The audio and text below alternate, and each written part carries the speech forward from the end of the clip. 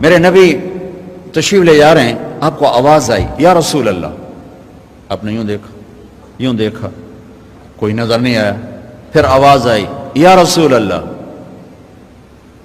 دیکھا تو ایک ہرنی گلے میں رسی چارپائی سے بندھی ہوئی وہ آپ کو پکار رہی تھی. آپ قریب آئے. کیا ہے؟ کہ آپ کا صحابی مجھے پکڑ کے لایا ہے، میں اللہ کی تقدیر پہ راضی ہوں، مطلب ذبح کی جاؤں گی، لیکن میرے چھوٹے چھوٹے بچے ہیں وہ بھوکے ہیں، اگر آپ مجھے چھوڑ دیں میں ان کو دودھ پلا کے واپس آ جاؤں گی. تو آپ نے فرمایا اگر تو واپس نہ آئی تو پھر؟ کہ اگر میں واپس نہ آئی تو اللہ مجھے جہنم میں ڈال دے جیسے انسانوں کو ڈالے گا. تو آپ نے اس کی رسی کھول دی اور وہیں بیٹھ گئے. اس نے دوڑ لگائی اور پہاڑوں میں غائب ہو گئی.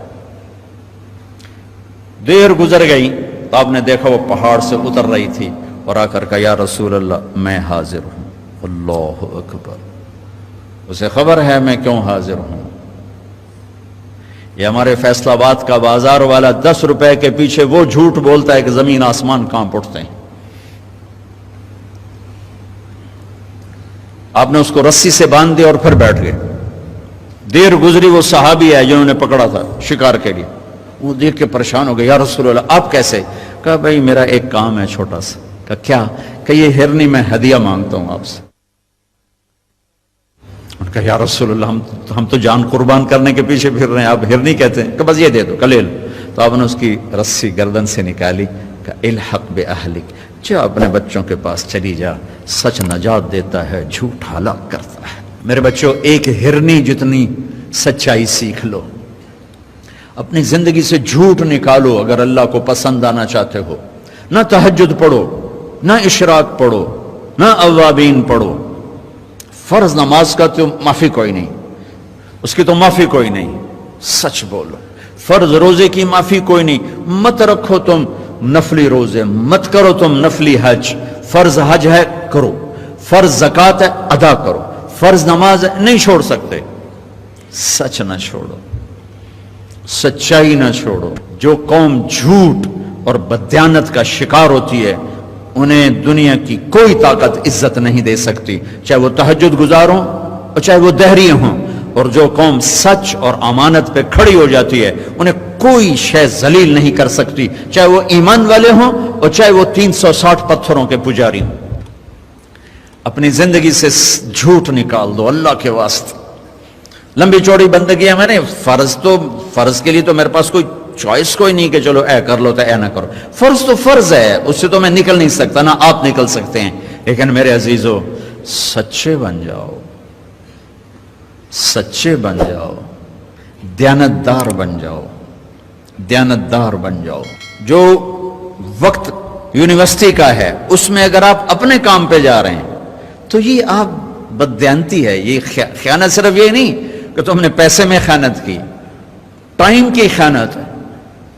یونیورسٹی کے ٹائم میں پروفیسر صاحب اخبار پڑھ رہا ہے، یہ خیانت ہے اس وقت کے ساتھ جس کی گورنمنٹ اس کو تنخواہ دے رہی.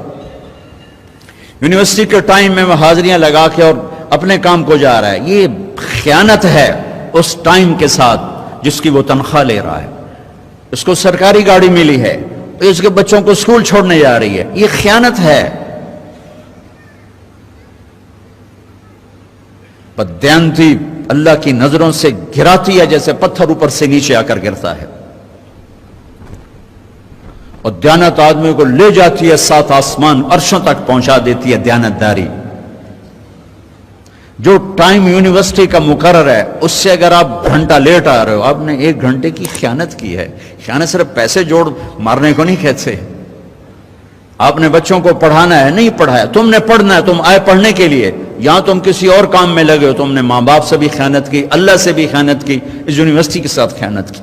پروفیسر صاحب یونیورسٹی کے ٹائم میں کسی اور کام میں لگا ہوا ہے، یہ خیانت ہے. اگر اللہ اس کے رسول کا پسندیدہ بننا ہے تو میں لمبے چوڑے وظیفے نہیں بتا رہا ہوں، چھوٹی چھوٹی 2 باتیں بتا رہا ہوں. سچائی، امانت، سچائی، امانت. ہمارے ایک بزرگ تھے وہ ٹیلی فون کے جی ایم ہو کے ریٹائر ہوئے تھے اور تبلیغ کے بھی امیر تھے. جب وہ دفتر میں آتے تھے تو تبلیغ کا ایک بول نہیں بولتے تھے کہ بھائی یہ تنخواہ میں ٹیلی فون کی خدمت کی لیتا ہوں، یہاں کوئی تبلیغ کی بات نہیں ہوگی. اور جب وہ دفتر سے نکل جاتے کہتے ہیں ہن میرا ٹائم اپنا ہے، ہن کوئی ٹیلی فون کی بات نہیں ہوگی، اب صرف تبلیغ کی بات ہوگی۔ میرے بچوں، بددیانتی نے ہمیں زیرو کر دیا ہے۔ یہ تو ایک اجتماعی زندگی کے لحاظ سے میں کہہ رہا ہوں۔